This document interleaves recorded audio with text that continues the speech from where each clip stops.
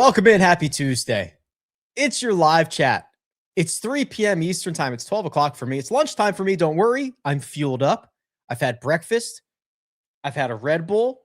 I'm working on a Coke Zero. I have to pee, but I'm ready to rock and roll right now. Thanks for working with me this week with the event at Torrey Pines. I'm going to head down there. So I didn't want to not do the live chat, or I didn't want to do it at 9 o'clock on Wednesday night. So here we are, Tuesday. Get your questions, comments, and concerns in the chat right now. While those are coming in, a couple of items that will knock off the checkbox and a few announcements or two. First and foremost, let's start with the announcements. We polled this last week in the live chat. Things get done here in the live chat about whether we wanted our Rick Run Good listener leagues every week to be total strokes, or if we wanted them to be total dollars. And quite honestly, total dollars was winning like 68% to 32%, something like that. Splash said, let's just have them fill it, like put their money where their mouth is. So there is one of each type of contest this week. The first one to fill is the format that we will use for the rest of the year. Right now, total strokes is very much in the lead. Okay, that's already half full. Dollar amount is only a third full. I've put my entries in the dollar. I want dollar amount. Where's my 68%? I will obviously, hey, listen, this is a democracy. I'll run with whatever you guys vote for, but I prefer the dollars. Let's get those entries rolling in on that side of things. But whichever one fills first, that's what we'll do for the rest of the year. And then technically we've got $30,000 in guaranteed contests this week instead of the regular 25. So very, very good there. Number two, and this is hot off the presses, hot off the presses. Just moments ago, I launched the Discord. My goodness, 2026, what a year. This also polled in the live chat. 92-8. Would you prefer Discord or would you prefer to stay on Slack? Long story short, we've outgrown Slack. It's just not great for our purposes. I've launched the Discord. I've never launched a Discord server before. Bear with me. I invited those who are in Slack. They can get in right now. So if you're in the Slack, there's a link you can go get in right now. I'm waiting to make sure everything works and nothing breaks and all that fun stuff. And then I'll get it to members and whatever. Okay. Right. But keep an eye out for that. That is here. It's not just coming anymore. It's here. Bear with me the first couple of days, but the time has come. All right. I think I've vamped enough. La Jolla weather. God, I feel bad for a lot of you guys. You know, a lot of you guys are under feet of snow, iced out, exploding trees. Not here in Southern California. 68, 66, 73, 76, 74, 68 all week. A little chilly in the mornings, as always. Pretty vintage La Jolla conditions. There's probably a chance of fog, of marine layer. Some of these days, we'll see. Usually burns off in the first couple hours. Sometimes it creates a situation where they have to delay play. We'll see. It doesn't usually end up being that big of a deal. Really no wind to speak of every afternoon. Gets up to 8-9 miles an hour. Remember, this is another one of the course rotations. So one round on the north course, one round on the south course, and then they'll make a cut and go back to the south course for the final two rounds. I will be in hospitality on Thursday, probably walking around. Mina will probably be in hospitality on the 18th green. I'll probably be doing a little bit of both. If you see us, say hello. And then the rest of the week, if you see me, give me a holler. I don't know if I'm going to be there on the weekend yet. Still waiting to figure things out. Let's get into this. Let's get into it. Doug says, may be jumping the gun, but is it time to be early on Willie Z? I don't think you needed to say much to get me to be early on Will Zalatoris, but let's take a look. I have a feeling I'm going to get to the conclusion that the answer is it's time. We've got two starts from Will Zalatoris in the return after he took the time off with another back surgery. So the 15th place finish at the Ned Bank, that was a DP World Tour event in December. He put together a very good stat profile where he gained 8.7 strokes from tee to green, lost 1.3 with the putter. Excellent. Then he played the American Express. Remember, this is only two measured rounds. So the tee to green numbers are only coming from the South course, which he blitzed on Saturday and Sunday, struggled a little bit on Friday, but all in all, another really good week and a T18 finish. If you look at his history, he is not okay. And we're going to talk about this a lot, but I think there's kind of two types of players that have had success at Torrey Pines or can have success at Torrey Pines. The bombers, the clubhead speed guys, and then the like bogey avoidance around the green guys. And I'm not necessarily sure that Will Zalatoris fits into either one of those molds. He kind of fits into the long iron bogey avoidance, keeping the fairway more than the bombers, hit it farther than the short guys type of thing. And he's got some decent results here, right? So he had the second place finish in 2022, the T7 in 2021, 13th and 24th in his last two trips. So long story short, Doug, yeah, let's ride. I'm going to favorite Will Zalatoris' name, and I'll keep him handy for when I start making lineups. A little bit behind this week. Is Chris Gotterup's apex a cause for hesitation this week? Why did I type cause? I meant to type Gotterup. That's where my brain is at. It is noteworthy, Will, right? So the idea is apex and descent angle to hold greens, especially from the farther distances that you're going to be hitting your approaches on, is valuable. I don't think that because Chris Gotterup likes to play the ball low and all that stuff, like he's still going to be able to gouge the ball out of the rough better than most of the guys in the field. He's still going to be hitting, if they're 180 yards away, he's going to be hitting a shorter club in than his peers. So just naturally, he's going to have a higher apex and a steeper descent angle. So it is something of note. It maybe knocks, if you're a 9 out of 10, knock him down to a 8.25 out of 10, right? It knocks about a 3/4 of a point off of a scoring system for me. If he was a 5, now he's a 4.2. If he was a 9, now he's an 8.25, right? If he was a 10, now he's a 9.25. That's where I'm at. What's your betting card this week? We are early and I am behind. So I have not made any clicks yet. What I imagine I will get to is I think my biggest position will be Austin Smotherman top 40 at plus 205. I saw that like 15 minutes ago, and that will probably be my biggest position. I think that in the outright market, Cam Young is appealing because if I bet what I think might end up happening is I will bet Cam Young, and then in some of the situations where game theory might be more important, I will probably pass on Cam Young. I don't know what I'm going to do in one and done yet. I don't know what I'm going to do in DFS yet, but my hunch is that Cam Young is probably going to be pretty popular. So Cam Young on my betting card, I think makes a lot of sense. And then could I get to a Jake Knapp? Yeah, definitely could. I don't know yet. And you shouldn't just tail whatever I'm going to do, but that's kind of where my early thoughts are. One and done. Can't picks. Xander, Ludwig, Cam Young, can't lay anyone else. So based, Danny, on wanting to save these guys, I'm not, I guess Xander, I guess with a $9.6 million purse, you'd probably be jumping the gun using Xander. You'd probably be jumping the gun using Ludwig, especially because of the illness that he's dealing with. He has a presser tomorrow. So it'll be interesting to see what he says about that. And if you wanted to use Cantlay, that I'm okay with that. If you want to use Cam Young, I'm okay with that. Right. I just think Cam Young's going to be popular. It's very early in the year to be caring that much about game theory. If you want to play Cam Young, I think that's fine. I do not think he is a can't pick. I think probably the first two are Xander and Ludwig. Here's the thing. Tyler Angelo says Smotherman in 9th tier pick'em is a lock, correct? I believe so. Here's kind of the connection on Austin Smotherman for me. Number one, he's playing great golf. Okay. He won twice on the Korn Ferry Tour last summer, finished the year pretty strong, missed a couple of cuts late, but he had already kind of locked up everything. Let me zoom out just a touch. There we go. The American Express week was fantastic. And I actually think it was better than what is being shown in his finishing position. His strokes gain number was actually probably better than what a T8 finish should have been. The other thing about Austin Smotherman, he's got some good runs around this place because he is one of these, courses, Torrey.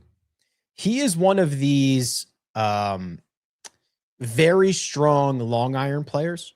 So this is something you'll probably hear me say a couple times if you haven't heard me say it already. This is like the 6th longest average approach on tour, 182 yards on average. It's long. That's long. The guys that can beat the field, that can gain strokes from that area are really valuable this week. Not only is it an average, but it's like something that happens a lot over and over and over again. So yes, a lot of the Austin Smaller stuff connects for me. Finau, Pock Eater, or Brennan. I don't know what this is for, but let's go. Pock Eater would probably be my favorite. Can we get a deep dive on Jordan Smith? Let's do it. Let's do the deep dive on Jordan Smith. The Englishman, now with the full PGA Tour card after what was a very good DP World Tour season, started T20, T66 at the Sony, T27 at the American Express, gained in all 4 rounds at the Amex. This is pretty good. Let's get $7,200. Probably going to be less than 2% owned. 1, 2, 3, 4, 5, 6 straight gains from tee to green. Very sound tee to green player, in fact. Had a couple of runs to the BMW International, played well at the Scottish Open. Let me just check if I have enough of his. I do. Okay. So here's the thing. He doesn't have enough stats to qualify for PGA Tour stats last year, but I do have his actual stats. So I just want to see what he's doing here and how this racks up. Okay. So he's going to be your maybe a little bit more polished Aldrich Pock Eater, right? He's going to have to do it not as long, not as powerful, long enough, powerful enough. He's going to have to do it with a like he's going to miss half his fairways. He's going to have to play out of the rough. So that's fine. He's just going to have to be that guy. He's going to have to probably putt a little bit better than he has historically. I don't think that's a huge ask. This is a 6 out of 10 if I was grading it. Top 3 guys between $7,300 and $7,800. Okay, well, 78 is the McCarty, Sam Stevens, and 73s are these guys. All right, so let's see. Sam Stevens, certainly on the short list. Akshay and Pearson Coody on the short list. Sahith on the short list. Let me just see if there's anybody else I'm missing. Kevin Yu. Kevin Yu is one of the best players from 180 yards and out. So I would say it's probably Kevin Yu, Marco Penge, Sam Stevens. Not in that order, but in some order, it is probably those 3. There's a lot of good options, though. Hey, Rick, with Brooks coming back in 2026, if you could realistically predict another player to return from LIV in 2027, who would it be?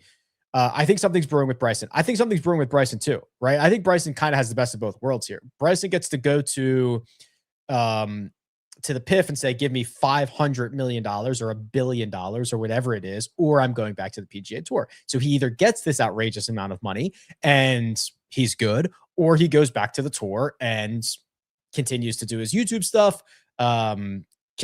plays back at API and all these places. So I think that like in real estate, there's like the make me move price, right? Like your house isn't for sale, but there's a number that if someone offers it, like you're going to make me move because it's too good to pass up. I think that Bryson's got like the make me move offer situation going on. Other than that, I don't know what the contract situation is, right? Patrick Reed seems to be flirting with coming back, wanting to come back. I imagine at this point, Rahm probably wants a pathway back, although he probably has a couple more years to go. I think there's a lot of pathways, but honestly, the contract, although maybe the contracts don't matter. How did Brooks get out of his contract? I don't know. Deep dive on Rasmus Niergaard Peterson. Yeah, so he's been great. He's been one of the better DP World Tour players that we had last year because he is, what you said, a very good tee to green player. He won the Australian Open, finished 19th in Dubai, the first event in Dubai, 45th in the second. If you see just green across the board in most scenarios, I'm pretty happy with his play. There's usually a little bit of a learning curve with these guys. You mentioned they usually play well at this event. Yeah, but there's also like usually a little bit of a learning curve for guys that are going to make a bunch of starts here, but quite positive on Rasmus in general. With an event like this one and last week where ShotLink isn't available on each course? How do you approach results from those courses in your process? I mean, listen, strokes gained total is still the king, right? It's did you beat the field, right? It's scoring average, but better adjusted. So if I just said, hey, I shot a 66 today and you shot a 70, who was better? Like obviously the guy who shot a 66 was. But then doing that course adjust, like strokes gained total is just who's the better player. So that is available for everybody. Then being able to see how it was done. You know, if a golfer was unlucky with the putter, if a golfer hit 2 balls OB, right? Made 2 bad swings all week, it cost them 4 shots or something like that, right? That's the added stuff. But if we lived in a world where only round scores existed, and then we could convert it into strokes gained total, which we could model beautifully, right? Like if that's all that existed, it would be just fine. Is there a stat for going for the green on par fives? Well, so you ask about, is there a stat called strokes gained? No, it's called, let me find this. It's called going for the green, I think. Yeah. So this stat here tells you how often a golfer attempts to go for the green into. So this is like Nikolai Højgaard, Xander Schauffele, Pearson Coody, Kevin Yu they go for it over 70% of the time. The field average is 59%. This one is how often do they actually hit the green into?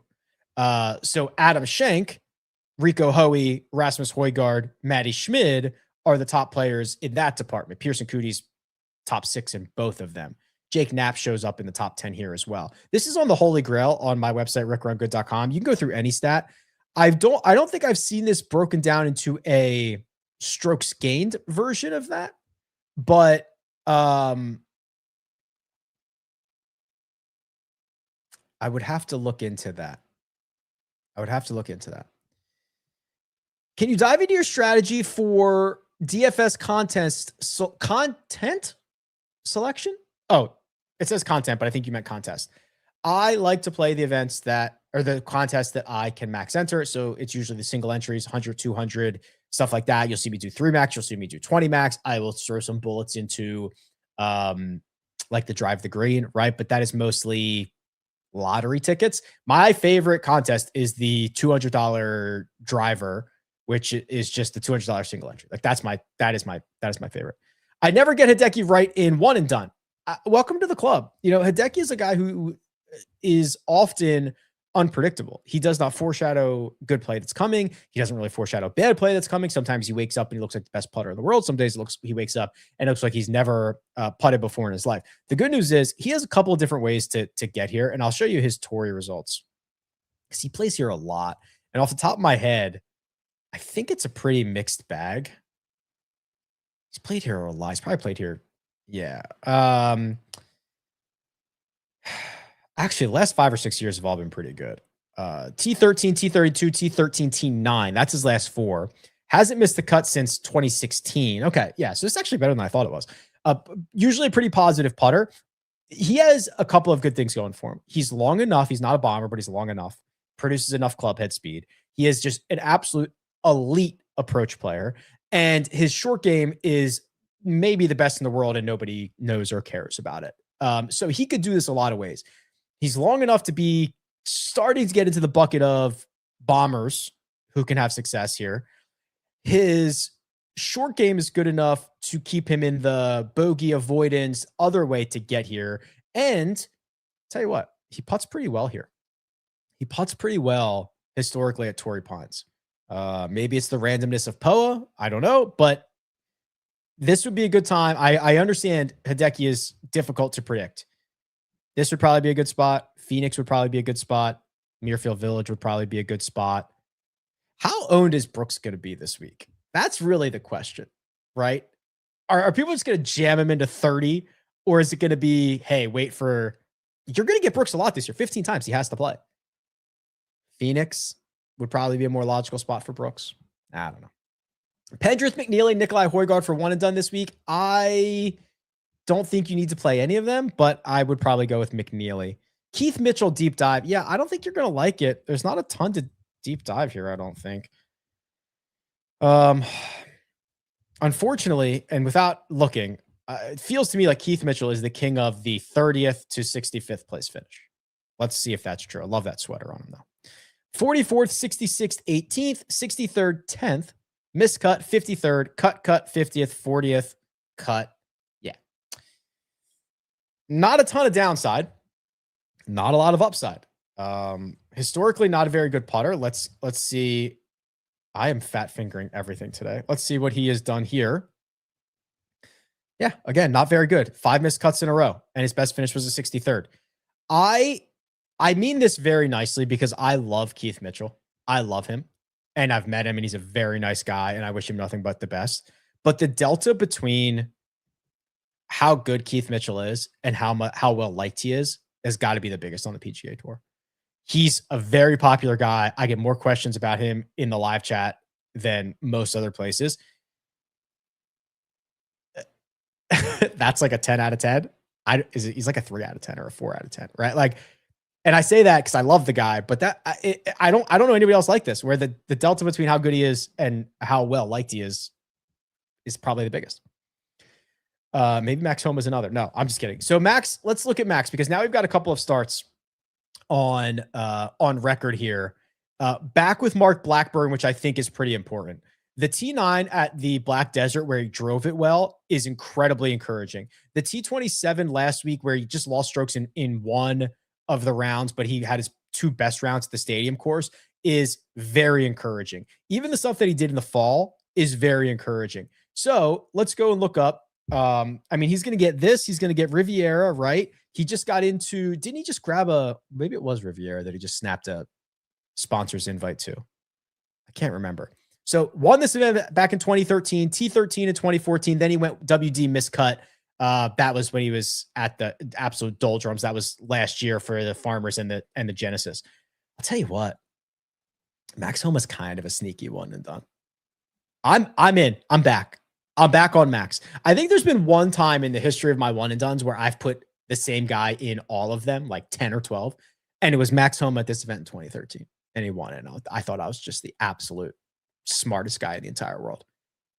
Maybe I'll do it again. Max might be back, dude. Oh, that's pretty sick, actually. Is it too early for Adam Scott in one and done? Secondary question. Are we using Adam Scott in one and done this year? Are we?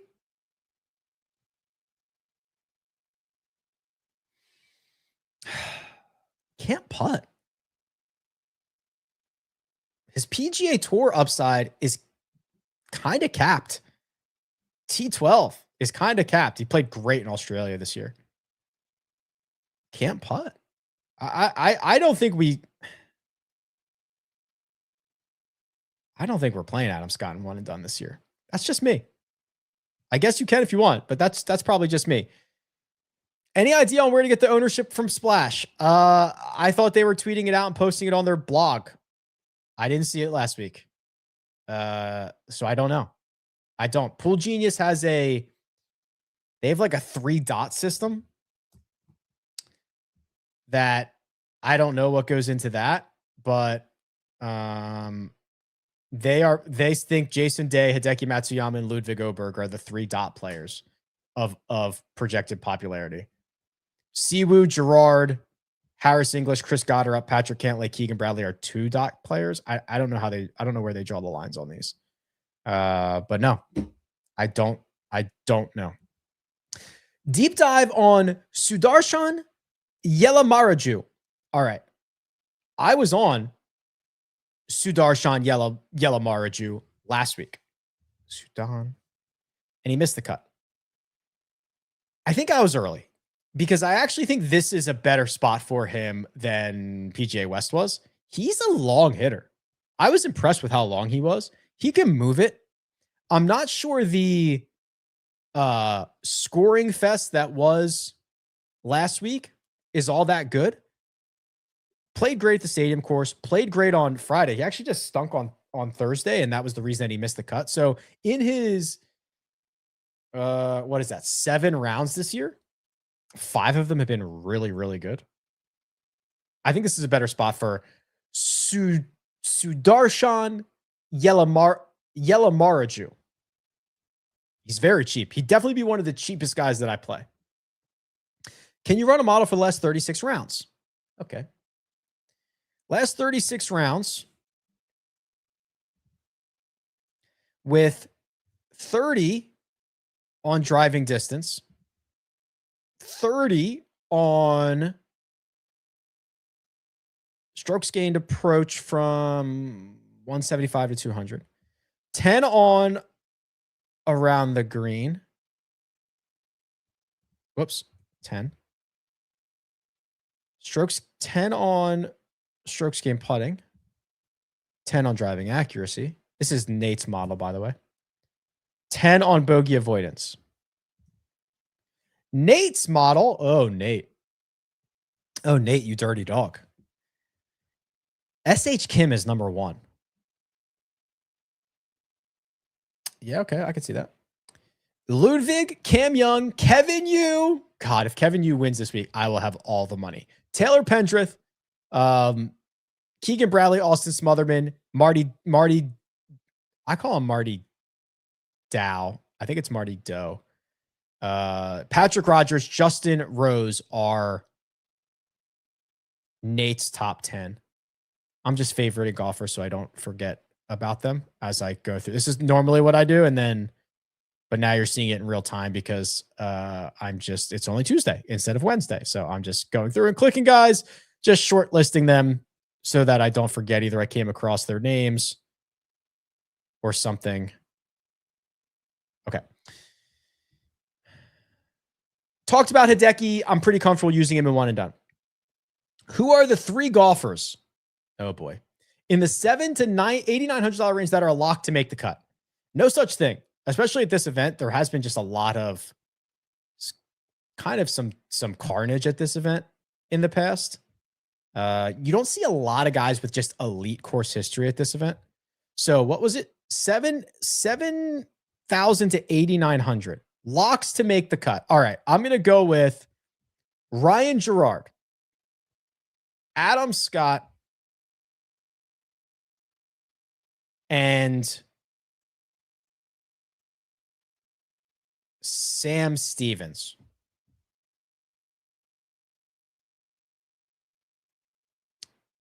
I think that's pretty fair. Maybe Max Homa, but I think that's pretty fair. One and done. Would you pick Cam Young, Aldrich, Potgieter, Jason Day? I would rank them Young, Day, Potgieter.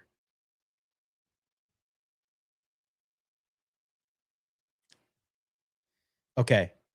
So Kyle says, can you run the model you did last week for the person who asked for the best players in a league with less than 10 entries? Believe you locked a report that showed highest floors. Okay. So this is Kyle's model from last week's model from the guy who is in a league with 10 or less entries. So here's what I would do. I don't remember exactly what I did, but I would do 15 on weighted strokes gained total. I would do this. I would do pretty heavily this. Strokes gained, gaining 1 or more and 2 or more. So basically like highest floors, with not necessarily caring about their ceilings. And then I would probably do something like bogey avoidance, course history, and then maybe hard courses. Something like that. And just kind of keep it tight. Ludwig, Goddard, Cantlay, Cam Young, Ryan Gerard, Sam Stevens, Xander, Michael Thorbjornsen, Rasmus Mac Meisner. What do you think is the easiest way to make money in golf? DraftKings, Prize Picks, Underdog, Prediction Markets, Outright, or what? Okay. So the finishing positions, I think. Finishing positions, specifically top 20, top 30, top 40, I think are very, very beatable. Very beatable. Then I would say head-to-head matchups for the tournament. Then I would say head-to-head matchups by round, specifically rounds 2, 3, and 4. Then I would say prediction markets, though I have not seen, and somebody please point me in the right direction here. I see a lot of prediction markets for outrights.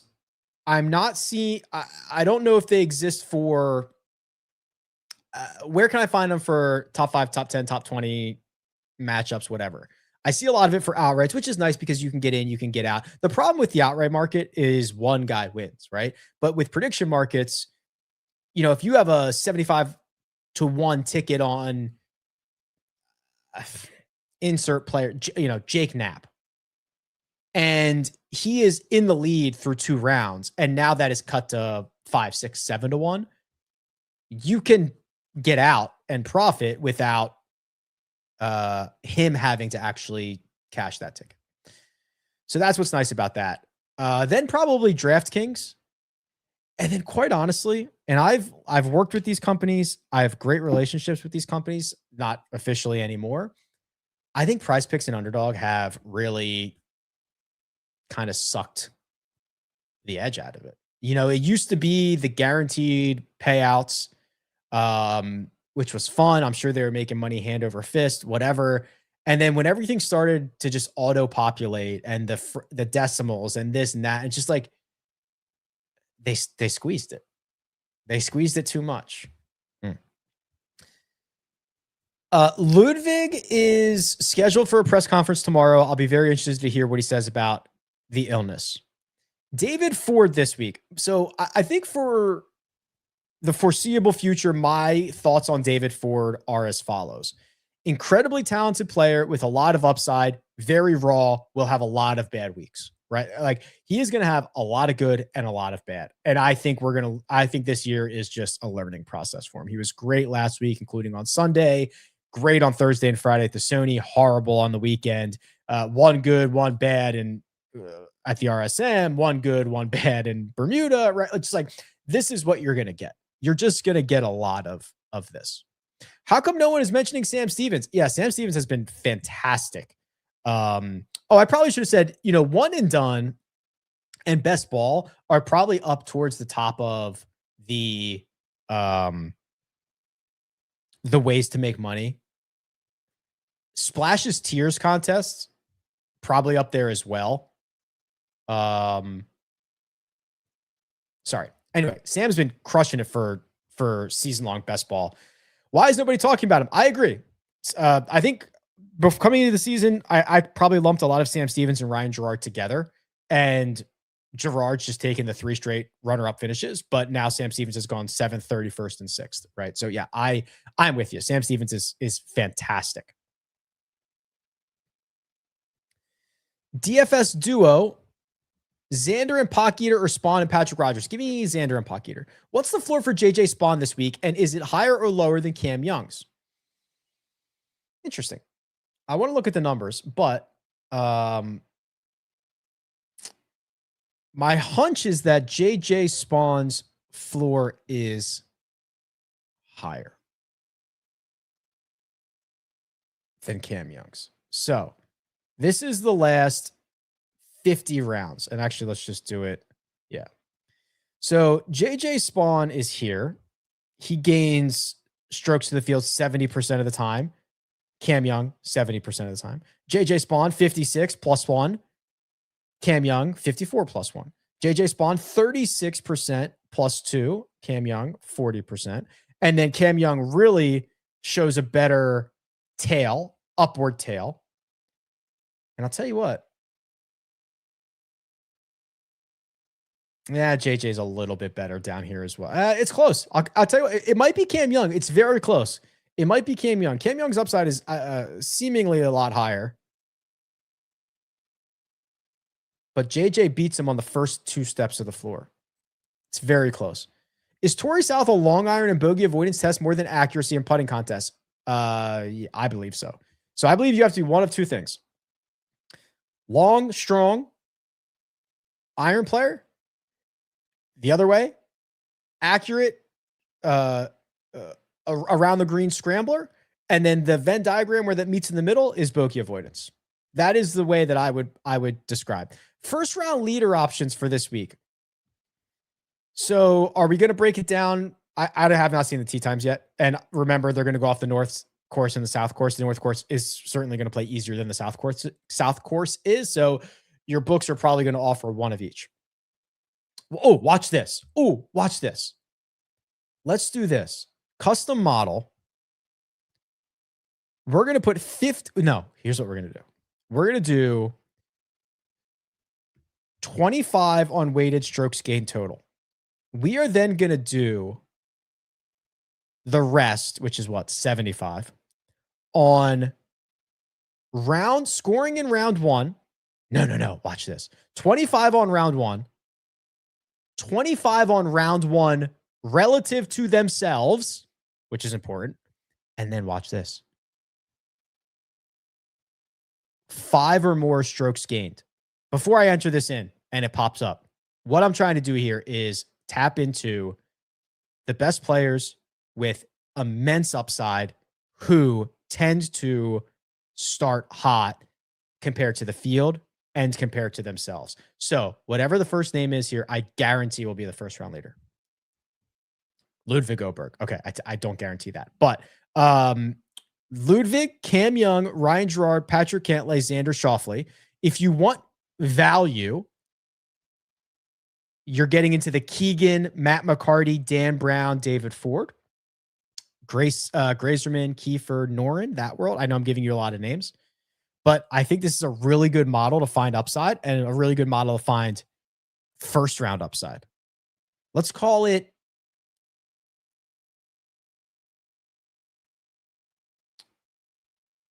Matt McCarty. Let's call it Matt McCarty. First round leader. I don't know if I tweeted this out or if I put it in my newsletter for this week, which is 100% free. Link is in the description. I'll send it out tomorrow. I have a Jason Day comparison, which is Jason Day at Amex, Farmers, and Pebble versus Jason Day at every other event. He's got a career here. He's got a career here. It's fantastic. This tournament seems to like history here. Oh, I don't know. All right, hold on. I'm going to pull up something. I'm not ready to make this public yet, but I was just messing around with this. So I'm going to keep it behind my screen. If I can find it quickly. Where did I put that, Mina? It's under my social graphics. I was just running the numbers on the stickiness of golf courses. And I came up with these results. Let me find it. Just because my hunch says this is not a sticky place. I just think you get the same guys who play it every year. I don't think you get the guys that are always compared to others. Let me see if I can find it. I have it. I'm close. Hold on. If I was chart for sticky courses, I would be not that one. I'd be this one. Okay. What is this? The Farmers? It's right in the middle. So I can't show you this yet, but it's a 0.186 correlation, which the highest is 0.38. The lowest is like very close to 0. The average it's right in the average. It's right with Houston and the Byron Nelson.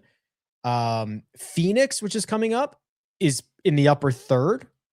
The ones that are very, very sticky, the Masters, the Arnold Palmer. If you go by tournament, it's the US Open and the Open.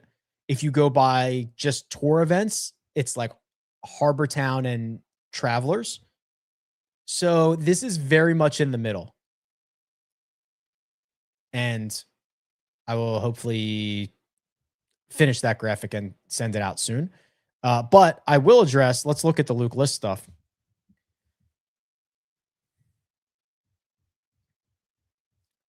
Just while we're here. Last decent start was the ISCO. Before that, the Zurich, which he had a partner. Yeah. The problem, and you know it, Chef, is I care too much about recent form for this. This is This is kind of tough. Yeah, really, it's great here. I mean, it's okay. It's the T10 and the first that really do a lot of the heavy lifting. T25, T50, T56 in his last 3. It's not for me. Good guy though. Pseudo golf question for you and Mina. What is the go-to food and beverage selection from Torrey? Mina will say the rosé, I'm sure. I haven't looked this year, but there is a Michelob Ultra food truck thing that you can climb on top of, and it's like a patio view from the top. That's pretty cool. There's also I don't want to call it hospitality, but there's an area that looks like hospitality that most people don't realize is open to the public. I think it is on the 8th green, which is that par 3. It's just first come, first serve, but you can like get a seat and chill there. If I remember correctly, the food options aren't great. Like it's just like regular concessions, burgers and hot dogs and stuff like that. I don't know if they'll have anything fun and interesting like food trucks or any special menus. But if I remember correctly, it's kind of just like standard concessions. Oh, I lied. I think they do have food trucks down by like 17, the side of 17, right? Where guys, one, be careful, you get hit with golf balls over there. There's definitely a pizza food truck, or there was in the past. That's very good pizza. I would check there. I think the rest of it's just mostly concession stuff.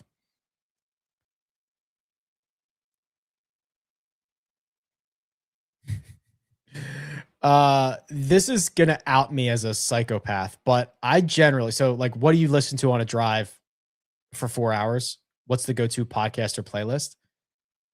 A lot of times I do it in silence. A lot. I drive around daily, mostly in silence. I'll do that drive in silence. When I'm on a plane, I do white noise. I don't even listen to anything on a plane. I don't know. It just doesn't do it for me. I know that is probably very tough, but that's true. Akshay bounce back week. He finished strong, didn't he? Oh, I was thinking maybe about somebody else. Oh, boy. Well, might need to see a breadcrumb. Sanderson wasn't good. Hero wasn't good. Amex wasn't good. The putter's a huge problem. Gonna need to see a breadcrumb. So out for a second.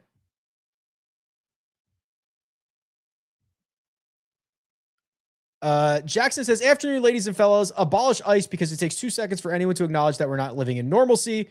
Normalcy bias creates slaves out of us. That's it. Back to golf bets. And I try to always address these questions or their comments throughout.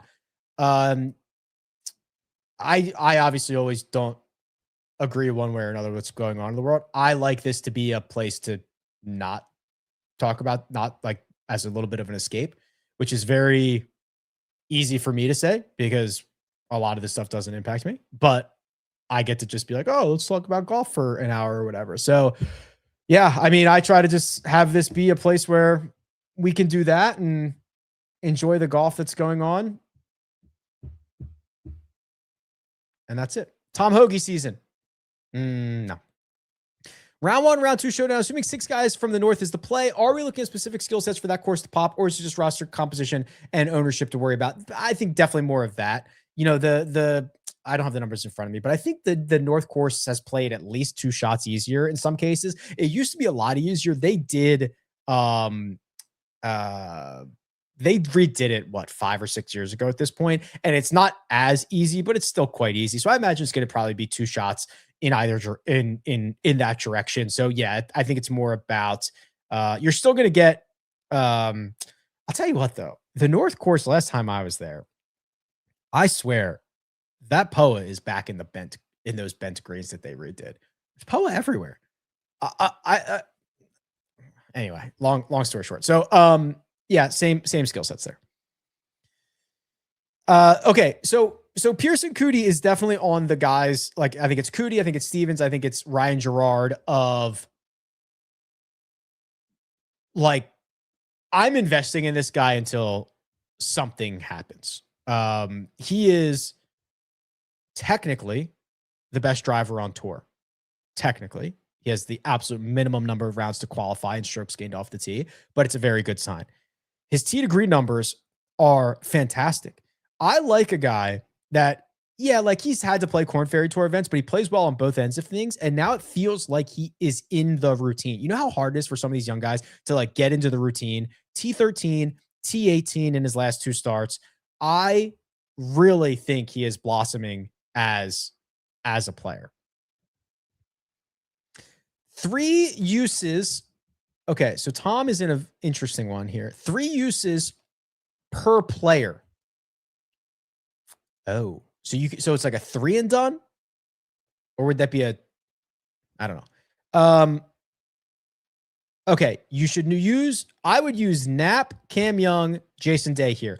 I would be spending Jason Day early in the year. One, he's the oldest he's ever been. Aren't we all? Every second we're the oldest we've ever been. But he played 18 events last year. Is the fewest he's ever played. He is going to get this run right now. Here, Pebble, whatever. Those are his best courses, and he's going to be fresh. I'm burning Jason Day early in this. Knapp, this is a good spot for him. Cam Young, you can probably play a lot of places. Xander, you'll probably want to play at majors and later on. I probably wouldn't use List, but if I was going to use him, I'd use him here. And if I was going to use Goddard up, this would be a spot as well. So out of those, Day, Knapp, Goddard up, fire away. Cole looks better this last week. Oh, did he? Let's do a deep dive. And let's remember, Eric Cole finished, what, 18th, 20th? I'm just mostly messing with you. But let's see what he finished. 27th. Absolute miserable. So just like forget the fact that he was in the lead after 3 rounds or whatever it was. He lost 3.5 strokes from tee to green, and he finished T27. I love this guy. This is not good stuff, man. The driver's a massive problem. He's short and crooked. Even when he's having a great week, he finishes T27 because he can lose 6 strokes in a round. He needs the putter to be absolutely scorching hot for him to finish inside the top 20 until something else happens, right? Like until he can find the fairway, until he can start hitting his approaches better, until whatever. It's just like these are kind of bad results.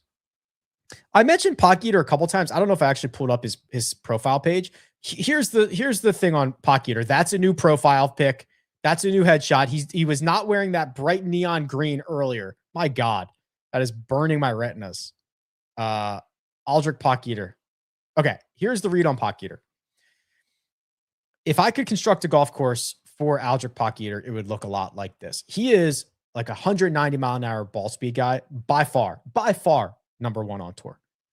Club head speed, yes. Strength, yes, et cetera, et cetera. His results are going to be all over the place. So if there's a place to play him, it's here. I'm not expecting much. I'm embracing Potgieter in situations where high upside, if I can tap into the upside, I'm going to win a lot of money. Like I would not play Potgieter in one and done. Most likely I'd probably play him in DFS. I would probably play him in maybe some tiers. I would probably bet his top 10 number. I probably wouldn't even bet his outright number, to be quite honest with you. Maybe top 5 if you're really frisky. But I think the upside is there, but he is also one of the lowest floors out there. Popular plays that make me nervous. As of right now, where's Ludwig? Okay, he's not super popular, but I need to hear from him. I just need to hear. Xander, I think, is a, pun intended, an X factor here. What version of Xander are we going to get? Are we going to get Zozo Xander? Are we going to get Ryder Cup Xander? Are we going to get a lot of what we saw last year, bad Xander? Are we going to get the Xander from TGL that hit like a couple of shanks? Like, what are we going to do with Xander? Or what version of Xander are we going to get? So he's probably the one that kind of scares me the most, but that's just me. Talk me out of Wyndham Clark. Yeah. Okay. So, not that I think it matters because these guys travel a ton, but Wyndham Clark just did the Amex to TGL to so California or Palm Springs to Palm Beach to La Jolla in like 3 days. Probably not great. Still can't find a fairway. Still very reliant on the putter.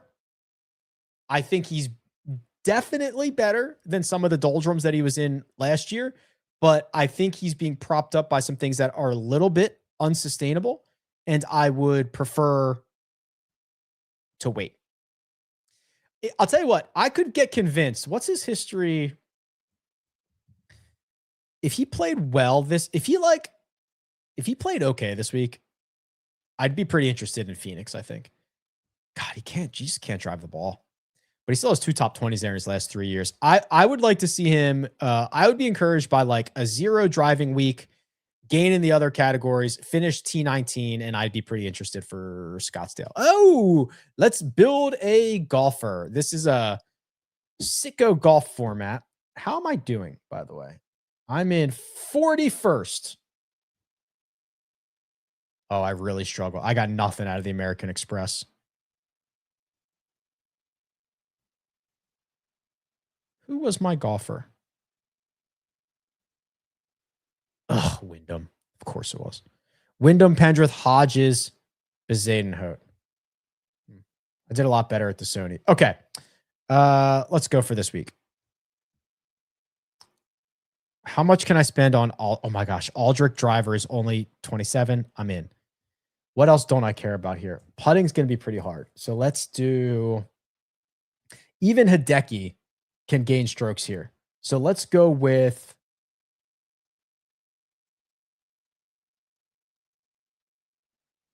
John. That might be too much. John Perry for $24.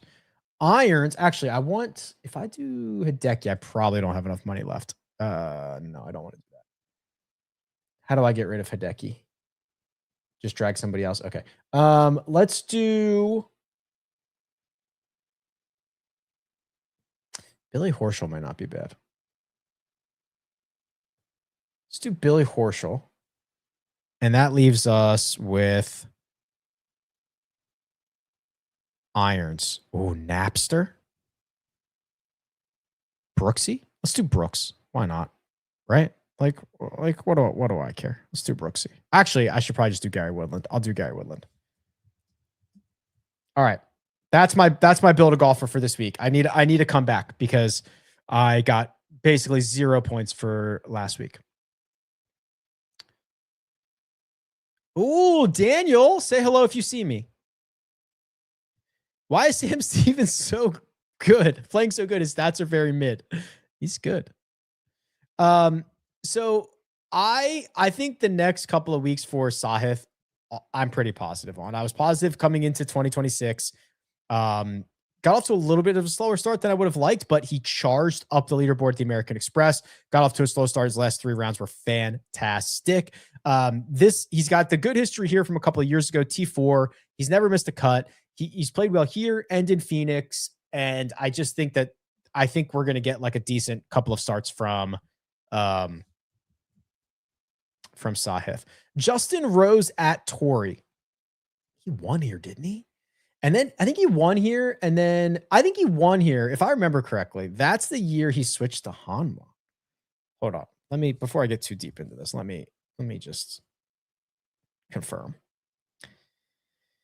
Yeah, that would make sense. So he went 2017, 2018, 2019, 4th, 8th, and then the win. And I'm pretty sure that win was he came into the year as the #1 player in the world. He switched to Hanwha. He won his first start. Everybody freaked out and was like, oh my God, Hanwha, they're the greatest thing in the world, blah, blah, blah. And then he like did not stiff contention forever. And it was the absolute disaster of a deal and never became #1 player in the world again. That's story time for you. Last 3, cut 56th. A lot of good. It's a lot of good and a lot of bad. He's played here a lot. Justin Rose usually makes the most out of his good finishes. He does not get a lot of them.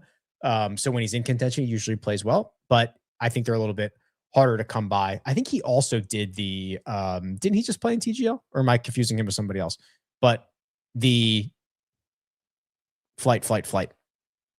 Top 3 one and done options, in my opinion, are Cam Young, Jake Knapp. Hold on, I don't want to miss anybody.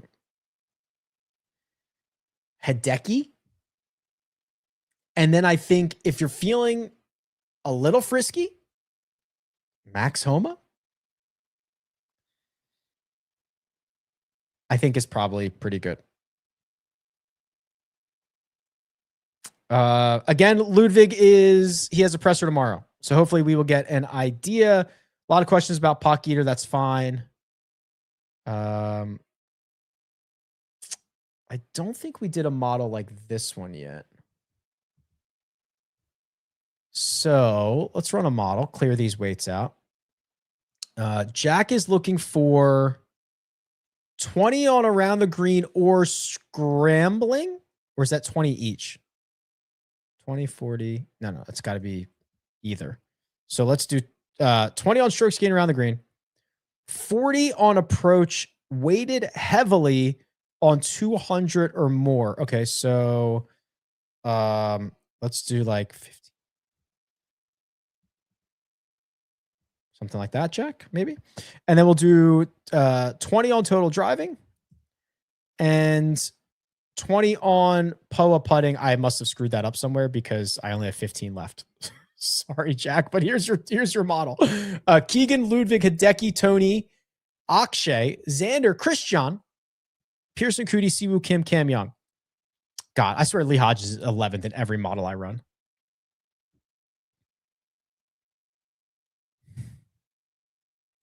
If I knew how Siwoo was going to putt this week or any week, I would be a millionaire. I would be retired, and you would never hear from me again. I don't even know what putter he's going to use because he doesn't even know what putter he's going to use. He is an absolute madman. I think he should just putt with his wedge or his driver. Anyone. He should putt with the broomstick. He just doesn't want to. He just doesn't like it.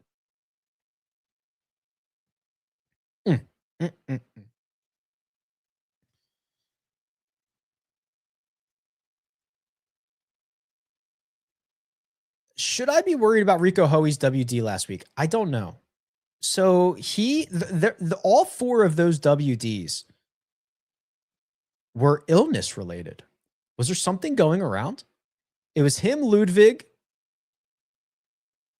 and 2 more, I think. So maybe we'll get insights from Ludwig. Maybe Ludwig was like, yeah, it's like a 24-hour thing. Everybody's fine. I would kind of like to know that. Slow start for Rico after a fantastic fall. Slow start this year, but I'm ready to click. I'm ready to click. Historically, the right to left shot, your Will Zalatoris's, your Cam Young's, your Akshay's, because he's left-handed, probably fit that.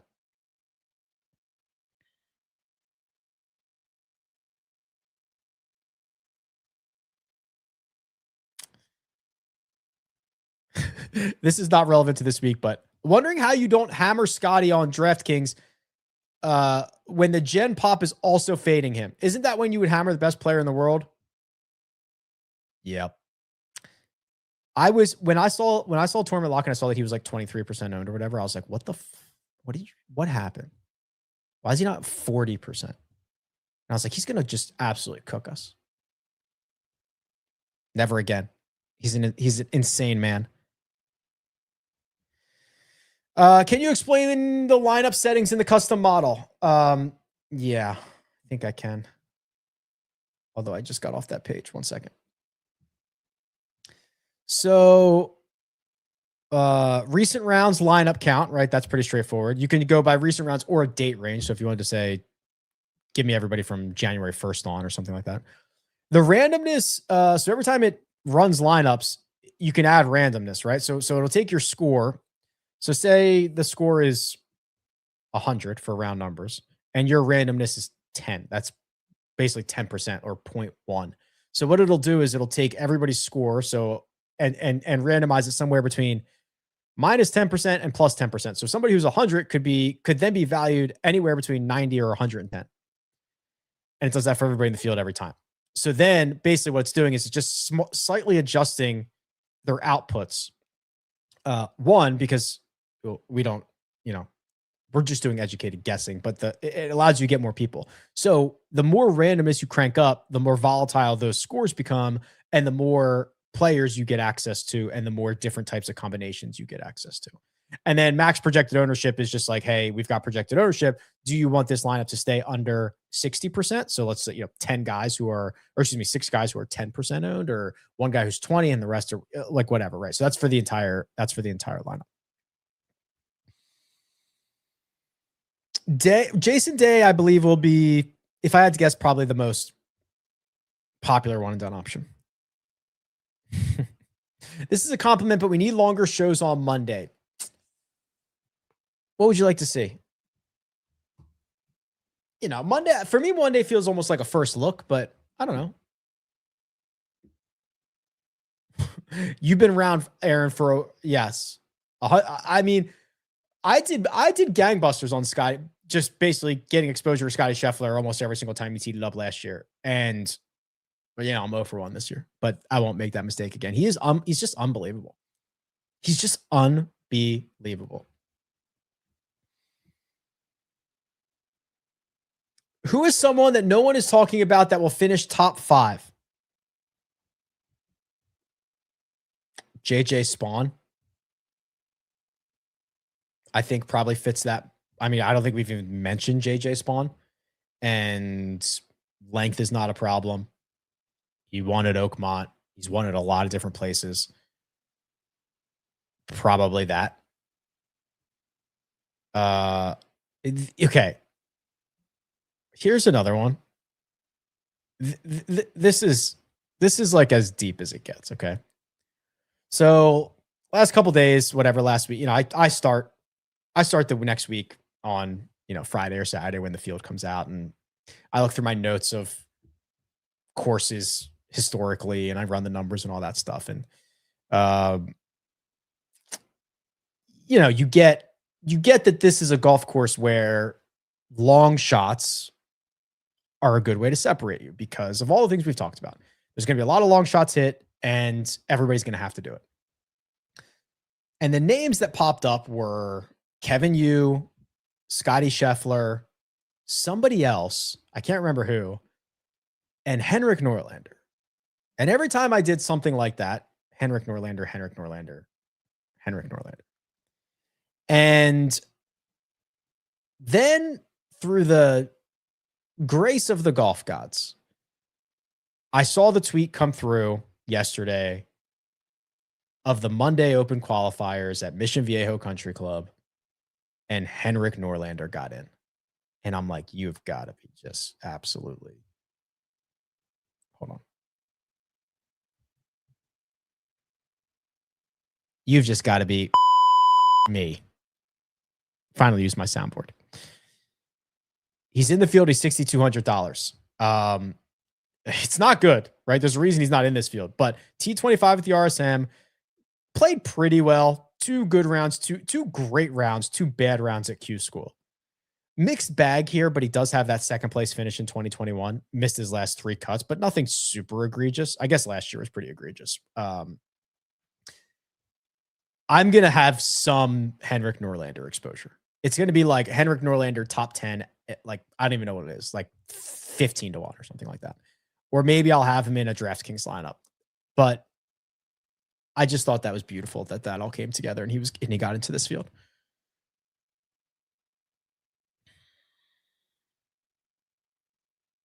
I don't know where I'm at now. Any love for Jake Knapp? Lots of love for Jake Knapp.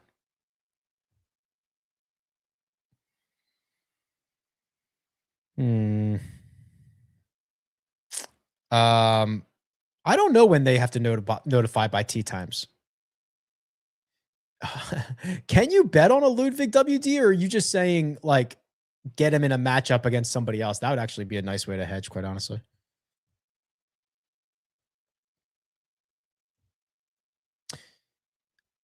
You like that Louisville hat? It's a good looking hat. I have it in black too.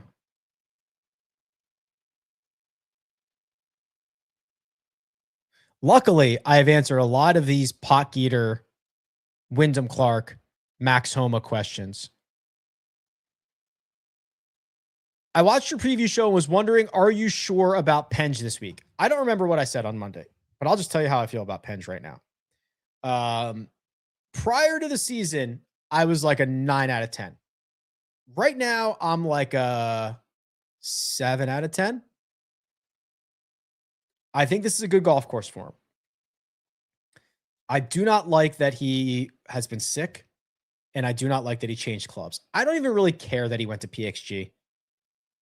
But like the dude won 3 times last year, was so freaking good, and he's going to change clubs. I hate that. He said he was sick for like weeks. What kind of sickness was that? That worries me a little bit. So I love Marco Penge. I'm not going to let that bother me too much, but like a month ago, I would have been a 9.5 out of 10. I'm like a 7 out of 10 right now. I think Brooks, whoops, sorry.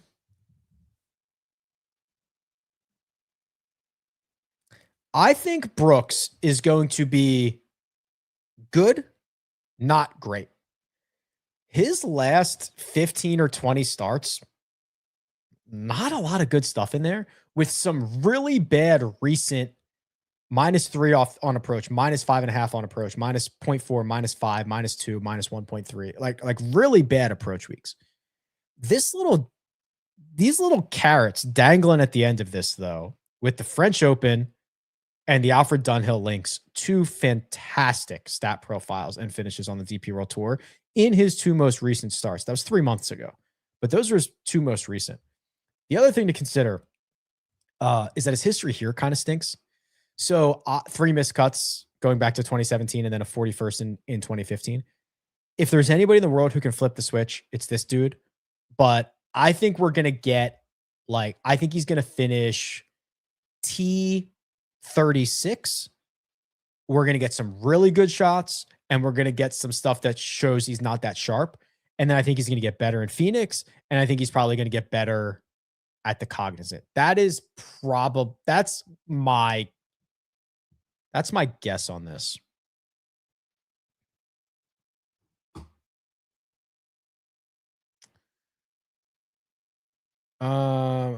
Hey, Rick, I was wondering if you could start making a PGA Tour fantasy lineup that includes 4 starters and 2 on the bench. Probably not. I just, I wouldn't even want to give out a lineup. I feel like that's a little corny, but it's all the same guys I'm talking about. Is Kalshi legit? And Polymarket and Novig, are these legit? I don't know. Are you guys on? Is this? I gotta look into this. I looked at Novig and it was like tokens or something instead of money. I don't know. I will. The prediction market stuff I've done is Robinhood because I'm already in Robinhood. It was just easy. What cut is Kalshi taking on the trades? I got to sit down and look at this. I've been too busy with Claude Code. Okay. I've just been Claude coding things.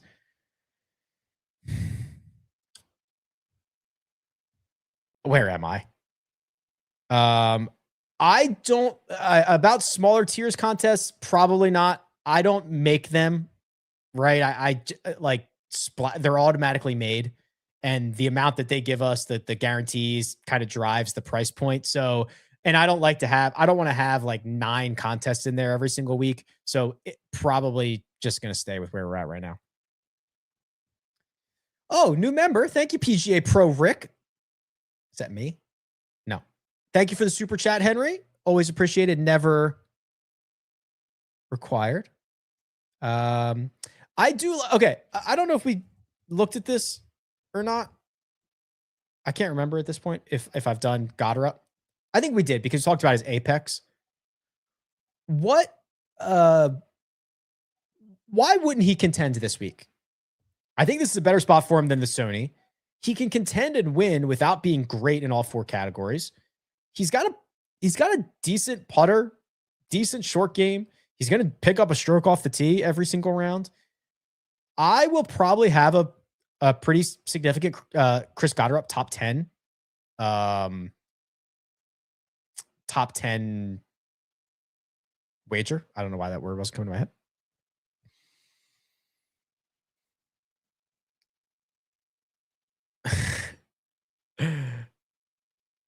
Is that who he's playing with? No, I don't know. I think it might be. They're showing this on like real ESPN.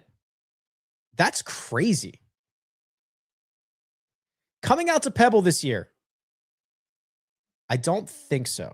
So I'm starting next week. Did I say this already?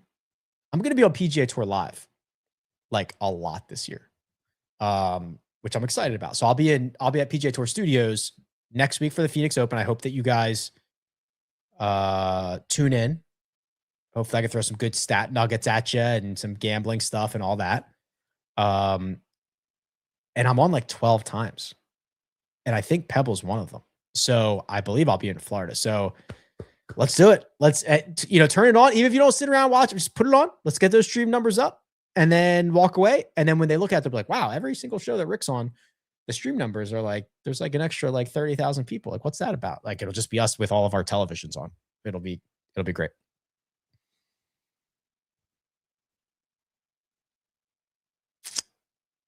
All right. These are all mostly questions that I have answered. Or duplicates. The duplicates. The duplicates get me. Yeah, I mean, I'll tell you. I'll probably be taking Jake Knapp or Max Homa in my one and done. Oh, stop asking the same question over and over. Oh, Mina knows it. It says he gets grumpy when people ask the same question over. I do. I really, really do. Okay. I think we're mostly good here. PGA Tour Live's on ESPN Plus starting next week. I guess it's on for this week too, but I'll be on next week. I don't know what time yet. I'll tweet it out or let you guys know at the live chat next week. Okay. I have to go because in 48 minutes, I'm going on the Second Cut podcast, which is a podcast I do with Mark Immelman and Greg Ducharme. And we're going to do storylines and best bets and all that fun stuff. And we do it. We preview all the tournaments and we do not round by round, but like Friday and Sunday and all that fun stuff. So that is over there on that YouTube channel. You can check that out. We will talk golf in 48 minutes, but for now I have to go. I appreciate y'all for being flexible with me on this Tuesday. I will say, Mina, shut it down.